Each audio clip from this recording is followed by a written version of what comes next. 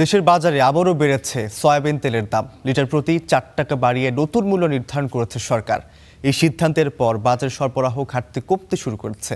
আগে যেখানে তেলের সরবরাহ নিয়ে অনিশ্চয়তা ছিল, এখন দোকানগুলোতে তুলনামূলকভাবে পণ্য পাওয়া যাচ্ছে বেশি।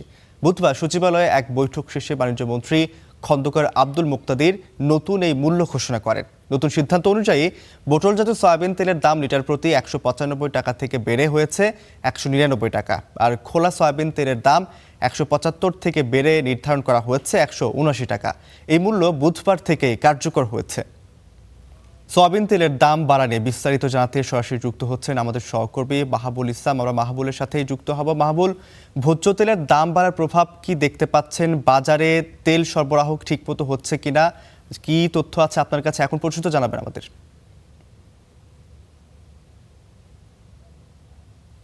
ভোজ্য তেলের দাম বৃদ্ধির যে প্রভাব, সেটার কারণে কিন্তু আমরা দেখছি যে বাজারে যে সংকটটি রয়েছিল, সেই সংকটটি কিন্তু এখন অনেকটাই কাটতে শুরু করেছে। তবে ক্রেতাদের যে ক্ষোভ, সেটি কিন্তু রয়েছে।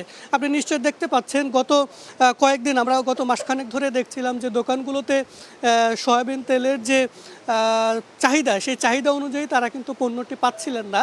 আজকেও মানে পুরো আগের যে অবস্থা ছিল, সেটি পুরনো অবস্থায় আসলে, যদিও এখন পর্যন্ত পুরোপুরি বলছেন দোকানিরা যে ফিরে যেতে পারেননি, তবে গত কয়েক মাসের যে সংকট, সেই সংকটের তুলনায় পরিস্থিতি ক্রমান্বয়ে স্বাভাবিক হচ্ছে। তাদের প্রত্যাশা অনুযায়ী ক্রমান্বয়ে এই যে যোগানটি, সেটি কিন্তু কোম্পানিগুলো বাড়াচ্ছে। তবে এখানে বিক্রেতা এবং ডিলার পর্যায়ে যে ক্ষোভের যে চিত্রটা আমরা দেখেছিলাম, তারা যেটি বলছিলেন যে কোম্পানিগুলো, তারা কিন্তু কোম্পানি পর্যায়ে মূল্য বাড়ানো হয়েছে, কিন্তু ডিলার এবং খুচরা বিক্রেতা পর্যায়ে মূল্যটা, যে লাভের অংশটা, সেটা খুবই কমানো হয়েছে। এবং 4 টাকা মূল্য বৃদ্ধির পরে মূলত হচ্ছে খুচরা এবং ডিলার পর্যায়ে যে মুনাফা, সেই মুনাফাটার সমন্বয় এখানে হয়েছে। তবে এখানে ডিলার এবং খুচরা বিক্রেতাদের প্রত্যাশা আরও বেশি ছিল। তারা ধারণা করেছিলেন অন্তত তারা লিটারে 8 টাকা আসলে মুনাফা করতে পারবেন। সেই জায়গায় মাত্র 4 টাকা, এইখানে তাদের একটা অসন্তুষ্টির যে জায়গাটা, সেটা কিন্তু রয়েছে। এবং ক্রেতাদের সঙ্গে আমরা কথা বলে যেটা জেনেছি, তারা বলছেন যে এই যে পেরিয়ে তারপরে হচ্ছে আমার সংকটটি আসলো, সেই সংকটের মাঝে জ্বালানি সহ নিত্য প্রয়োজনীয় সকল পণ্যের দামই আসলে বাড়ানো হয়েছে।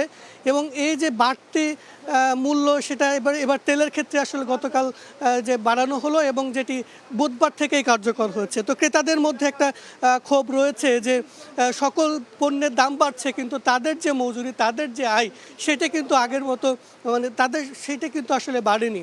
তো ক্রেতাদের মধ্যে একটা ক্ষোভ আমরা যে দেখেছি, পাশাপাশি বিক্রেতাদের মধ্যেও কিন্তু একটা ক্ষোভের যে জায়গাটা, যে তারা আসলে প্রত্যাশা অনুযায়ী যে দাম বাড়ার যে প্রত্যাশা করেছিলেন, সেটি আসলে হয়নি। তো ক্রেতা এবং বিক্রেতা উভয়ের মধ্যে ক্ষোভ এবং হতাশা নিয়েই আর কি এই তেলের যে বাজার, সেটি চলছে। তো এটি ছিল আমার কাছে সবশেষ খবর।